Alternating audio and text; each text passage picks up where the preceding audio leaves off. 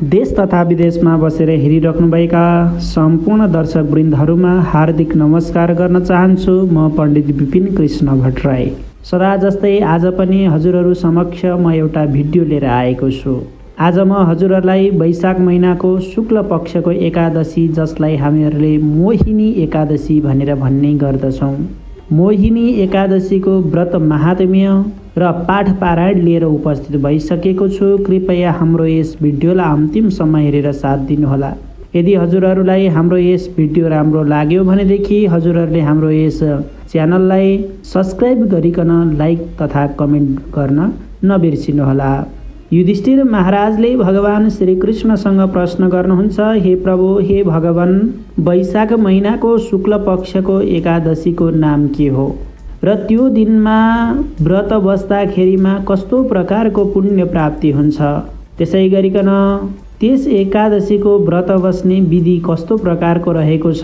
सम्पूर्ण कुराहरू मलाई बताइबक्सियोस् भनेर युधिष्ठिर महाराजले भगवान श्रीकृष्णसँग प्रश्न गर्नुहुन्छ।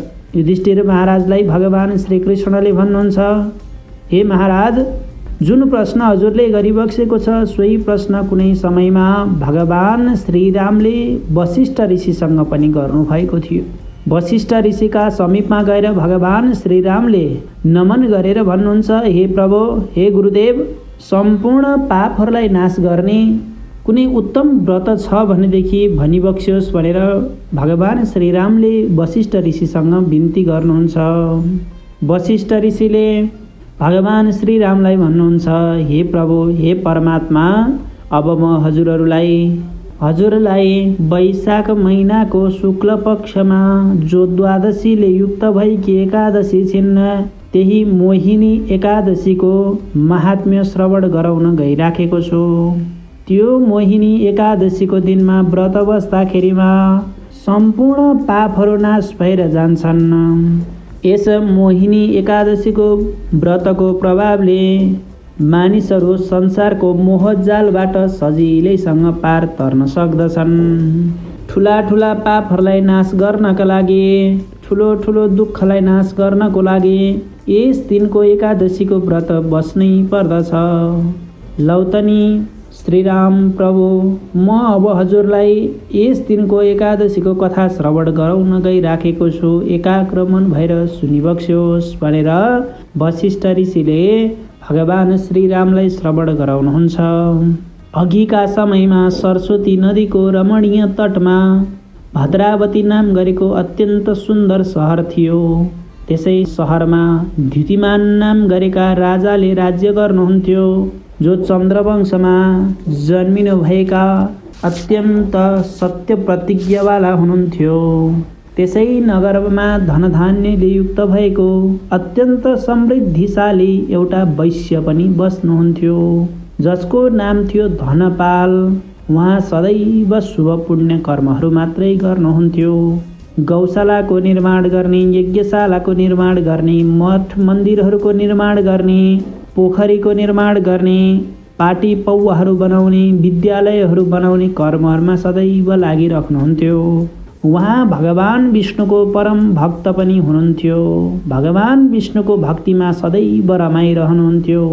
उहाँको चित्त अत्यन्त शान्त प्रकारको थियो। उहाँको 5वटा छोराहरू थिए। ती छोराहरूको नाम थियो, सबैभन्दा जेठो छोराको नाम थियो सुमना, दोस्रो छोराको नाम थियो द्युतिमान, तेस्रो छोराको नाम थियो मेधावी, चारौं पुत्रको नाम थियो सुकृति, सबैभन्दा कान्छो छोराको नाम थियो धृष्टबुद्धि। 5 भाइ मध्ये सबैभन्दा जो कान्छो छोरा थियो ऊ अत्यन्त ठुलो पापी थियो। सदैव पाप कर्ममा अत्यन्त रमाउने, नराम्रा व्यक्तिहरूको सङ्गतमा रमाउने, जुवा तासहरू खेल्ने, व्यसनमा सदैव आसक्ति रहने, सदैव देवताको अपमान गर्ने, पाहुना अतिथिहरूको अपमान गर्ने, वृद्ध वृद्धा मान्यजनहरूको अपमान गर्ने, पितृहरूलाई नमान्ने, ब्राह्मणहरूलाई पनि नमान्ने, सदैव अरूलाई अन्याय गर्ने, आफ्नो पिताजीको सम्पत्ति चोरेर बजारमा लिएर गएर बेचिदिन्थ्यो, खान नहुने कुरा पनि उसले सदैव खान्थ्यो। अत्यन्त पापी थियो, अत्यन्त क्रूर थियो। अब एक दिनका समयमा के भए त भनेर भन्दाखेरिमा पिताजीले सबै कुरा थाहा पाएर घरबाट निकालिदिनु भयो। जब घरबाट निस्केर गइसकेपछि केही समय त उसले आफूसित भएका कुराहरू, वस्त्र, गहनाहरू बेचेर आफ्नो पेट भर्न लाग्यो। ती सबै कुराहरू सकिँदै गए। अब खानको लागि केही पनि भएन। उसले के गर्न थाल्यो त भन्दाखेरिमा चोरी गर्न लाग्यो। चोरी गर्दै जाँदाखेरिमा बारम्बार सैनिकहरूले समात्दथे। सैनिकहरूले छोडिदिन्थे, किन भन्दाखेरिमा यो नगरमा, यो राज्यमा यसको पिताजीको ठुलो सान छ, ठुलो इज्जत छ भनेर बारम्बार छोडिदिन्थे। अनि उसले चोरी गर्न लाग्दाखेरिमा फेरि सैनिकहरूले समात्दथे, फेरि छोडिदिन्थे। यस्तो क्रम चलिराखेको थियो। एक दिन घुम्दै अब यो चोरी गरेर खान नसकिने रहेछ भनेर अब जङ्गलतिर लाग्न लाग्यो। जङ्गलमा गएर उसले अब त्यहाँ भएका पशुहरूको हत्या गर्न लाग्यो। त्यही पशुहरूको मासुहरू खान लाग्यो। यस्तो प्रकारबाट उसले अत्यन्त क्रूर स्वभाववाला त्यो धृष्टबुद्धि नाम गरेको कान्छो पुत्रले, वैश्यको कान्छो पुत्रले सदैव प्राणीहरूको हत्या हिंसा मात्रै गर्दथ्यो। एक दिनको समयमा दैव संयोग त्यो धृष्टबुद्धि नाम गरेको व्यक्ति कौडिन्य नाम गरेका ऋषिको आश्रममा पुग्यो। जब कौडिन्य नाम गरेको ऋषिलाई देखिसकेपछि उसले टाढैबाट नमस्कार गर्न लाग्यो। त्यो धृष्टबुद्धिले बिन्ती गर्न लाग्यो कि हे गुरुदेव, मसँग धन सम्पत्ति केही पनि छैन। बिना परिश्रम धन खर्च नगरिकन कुन व्रत बस्दाखेरिमा, के कर्म गर्दाखेरिमा, कुन प्रायश्चित गर्दाखेरिमा मेरो जन्मदेखि आजका दिनसम्म गरेका सम्पूर्ण पापहरू नाश हुन्छन् भनेर त्यो धृष्टबुद्धि नाम गरेका व्यक्तिले ऋषिलाई सोध्न लाग्यो। ती ऋषिले भन्नुहुन्छ, ए बाबु, वैशाख महिनाको शुक्ल पक्षमा मोहिनी नाम गरेकी एकादशी पर्दछिन्। त्यो एकादशीका दिनमा व्रत बस्दाखेरिमा ठुलाभन्दा ठुला पापहरू नाश भएर जान्छन्।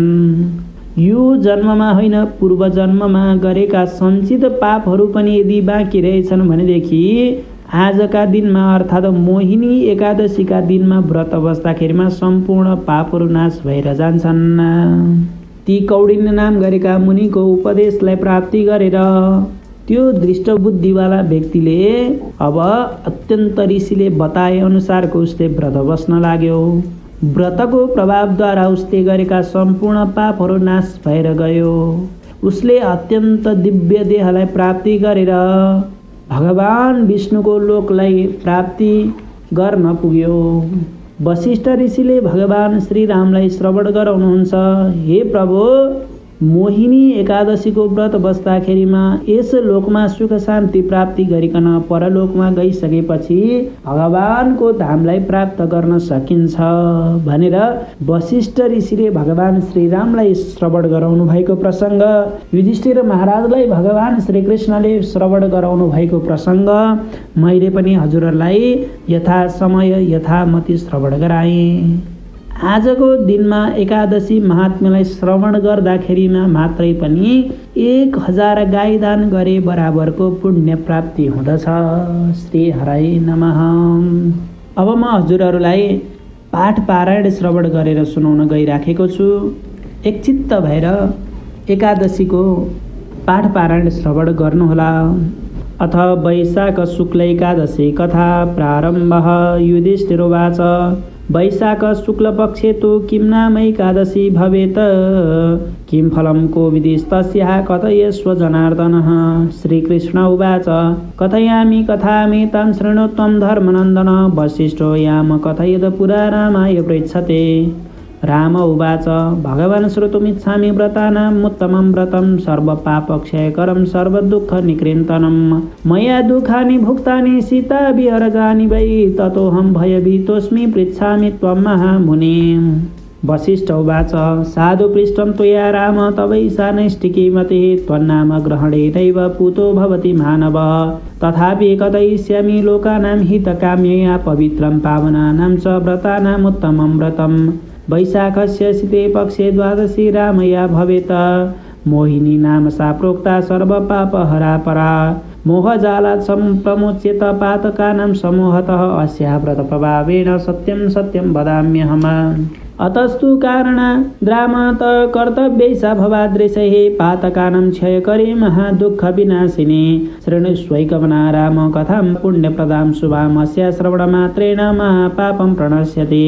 सरस्वत्यास्तटे रमिः पुरी भद्रावती सुबाहा द्युतिमान् नाम नृपतिस्तत्र राज्यं करोति वै। शोभवंशतो भवो रामद्युतिमान् सत्यसङ्ग्रहः तत्र वैश्यो निवसति धनधान्य समृद्धिमान्। धनपाल इति ख्यातः पुण्यकर्म प्रवर्तकः प्रभा सतराध्यायतन तडागा रामकारकः विष्णुभक्तिपरः शान्तस्तस्य सन् पञ्चपुत्रका सुमना द्युतिमां शैव मेधावी सुकृति तथा पञ्चमो दृष्टिबुद्धिश्च महापापरतः सदा 12 स्त्रीसङ्ग निरतः वित्तगोष्ठी विशारदः द्युतादिब्धसनासक्तः परस्त्रीरतिलालसः न देवान्नातिथिन् वृद्धान् पितॄं शैव द्विजानपि अन्यायकर्ताः दुष्टात्मः पितुर्द्रव्यक्षयङ्करैः अभक्ष्यभक्षक पापसुरापा नरतः सदा वेश्याकण्ठक्षिप्तबाहुरो भ्रमणदृष्ट सतोष्पतेः पित्रा निष्कासितो गेयात् परित्यक्तस्य बान्धवैः स्वदेहभूषणान्येवं क्षेयं नीतानि तेन वै गणिका विपरित्यक्तो निन्दितस्य तनक्षयात्। ततश्चिन्तापरो जातो वस्त्रहीन सुधार्दितः किं करोमि क्व गच्छामि केनोपायेन जीव्यते। तस्करत्वं समारब्धं तत्रैव नगरे पुनः गृहीतो राजपुरुषैर्मुक्तस्य पितृगौरवात् पुनर्बद्धः पुनर्मुक्तः पुनर्मुक्तः सम्भ्रमे दृष्टबुद्धिर्दुराचारो निबद्धो निगडैर्दृढैः कषाघातैस्ताडितैश्च पीडितस्य पुनः पुनः न स्थातव्यं हि मन्दात्मं त्वया मध्ये सगोचरे। एव मुक्तो ततो राज्ञा मोचितो दृढबन्धनात् निर्जगाम भयात् तस्य गतोऽसौ गहनं वनं श्रोत्रेषा पीडितस्य यः मितस्य तत्सधावते सिंह वह्निज घानासो मृगशुकरचित्तलात् आमिषाहार निरतो वने तिष्ठति सर्वदा करे शरासनं कृत्वा निसङ्ग पृष्ठसन्ततम् अरण्यचारिणो हन्ति पक्षेण चतुष्पदान् चकोरांश मयूरांश कंकास तित्तिरिमि मूषकान् एतान् निहन्ति नित्यहं दृष्टधीरनिर्गत धृणः पूर्वजन्मकृते पापैर्निमग्नः पापकर्दमे दुःखशोकसमाविष्ट चिन्तयन् सोऽप्यहर्निशं कौडिन्यस्याश्रमपदं प्राप्त पुण्यवशात् क्वचित् माधवे मासिजान्रव्यं कृतस्नानं तपोधनम् आशसादधृतपुष्टे दृष्टबुद्धिः स्वकभो भारेण पीडिता वस्त्रबिन्दुस्पर्शेन गतपाप्मा गता शुभः कौडिन्यस्याग्रतः स्थितो वा प्रत्युवाच कृताञ्जलि दृष्टबुद्धिरुवाच प्रायश्चित्तवधः ब्रह्मण विना यत्नेन यद भवेद आजन्म कृतपापस्य नास्ति वित्तं ममातुना ऋषिरुवाच शरणस वैकमना भूत्वा येन पापक्षयस्तवः वैशाखस्यस्ते पक्षे मोहिनी नाम नामतः एकादशी व्रतं तस्मै कुरु मदवाक्य नोदितः मेरुतुल्यानि पापानि क्षयं न यति देहि नाम बहुजन्मार्जितान्येषा मोहिनी समुपोषिता इति वाक्यमुने श्रुत्वा दृष्टबुद्धिर्हसन् हृदये व्रतं चकार विधिवद कौडिन्यस्योपदेशतः कृते व्रते नृपश्रेष्ठ हतपापो महाबभूव सः दिव्यदेहः स ततो भूत्वा गरुडो परिसंस्थित जगाम वैष्णवं लोकं सर्वोपद्रववर्जितम्। वसिष्ठ उवाच इति त्रिशं रामचन्द्र तमोमोह निकृन्तनं नातः परतरं किञ्चित् त्रैलोक्ये सचराचरे यज्ञादि तीर्थदानानि कलं नार्हन्ति षोडशीं पठनात् श्रवणात् राजन् गोसहस्रफलं लभेत। इति श्री भविष्योत्तरपुराणे श्रीकृष्णार्जुन संवादे वैशाख शुक्ल मोहिन्यैकादशी महात्म्यं सम्पूर्णम्। हरि ओं तत्सत् हरि ओं तत्सत् हरि ओं तत्सत्।